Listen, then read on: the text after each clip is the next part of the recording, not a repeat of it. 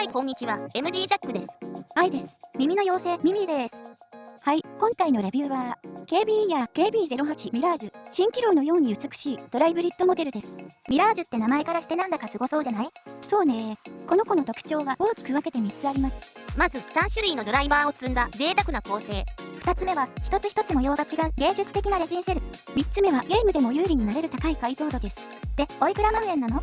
キープハイファイさんのサイトでは約 2.7 万円。ショップによっては1万円台後半から2万円台で売られていて、結構ばらつきがあるね。ドライバー構成を考えると、なかなか攻めた価格設定ですね。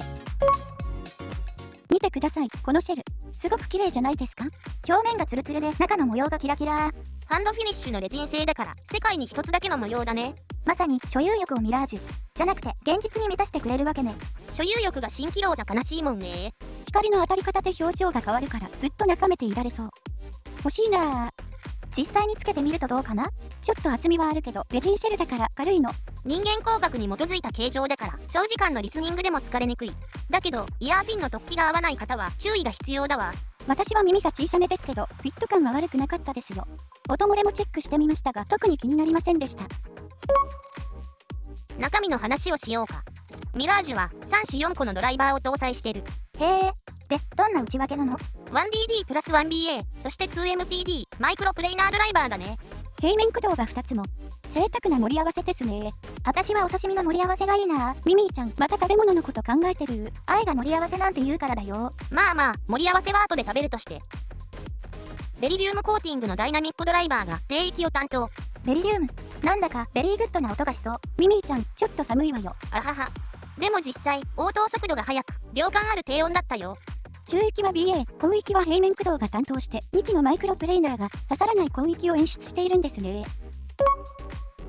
今回は似た構成のモデルと比較してみようと思います。まずは TRI の i3 Mark III。これも約3万円で DD プラス BA プラス平面駆動の構成だ。それから4万円台後半の G ガードホライスンですね。みんなドライブリッド仲間なんだね。そう、KB08 ミラージュはちょうど中間のドライバー数になるね。音調整の基準はミラージュにしてあるよ。はい、聞き比べるのが楽しみです。それではサウンドチェックをどうぞ。ボリューム上がります。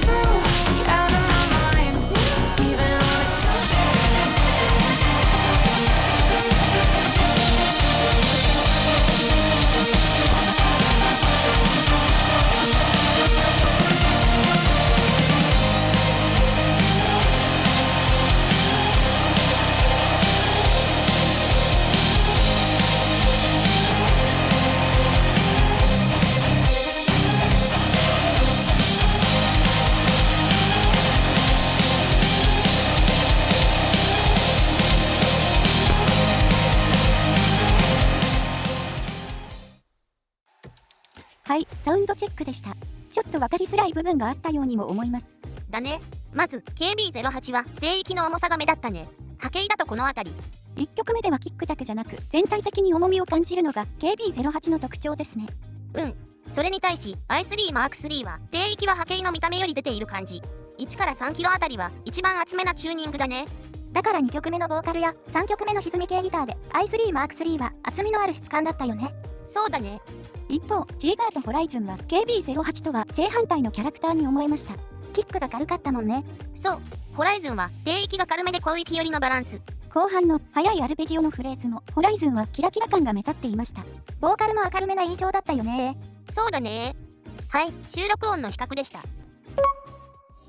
はい、ここからは実機を主張した印象です。KB08 はコネクターが 3.5mm しか選べないのが不思議ですよね。4.4mm のコネクターも選択肢にあってほしいね。だから今回はナイス HCK スノールナミリケーブルして主張した。低域は超低域が特別強いわけではないんだけど、50から 200Hz あたりに厚みがある分、やや重たい質感だね。キックもベースも量感たっぷりだよね。やや丸みがあってアタックが少し曖昧に感じる部分もあるにはあるかな。でも低域が別レイヤーで鳴っている感があってベースラインを追うのに問題なしですね。そう、スラップベースでは高低ともにいい感じだった。中高域以上とのバランスが取れている証拠ですね。バスドラのキックもハマる曲だと抜群にいい。フロアタムの迫力も十分、リズムの土台がしっかりしているよ。100から 200Hz あたりが豊かで、さらに 500Hz から 1kg あたりの減衰も少なめ。だから再現力も高いけど、ドンシャリ大好き人間にはちょっと苦手な質感かもね。そうだね。密度があるからスカスカした音とは無縁だよ。ボーカルやメロディーはしっかり前に来るけど、思ったより落ち着いた感じだね。4kg あたりを一旦落としているのがポイントですね。そう、視察音は少なめ、聞き疲れしにくい質感だよ。イヤーチップで調整するのもいいって言ってたよね。そう、バンドルイヤーチップは4種類で、バンドル4、グリーンの波形は角笛だね。これ以外はほぼ同じカーブになってる。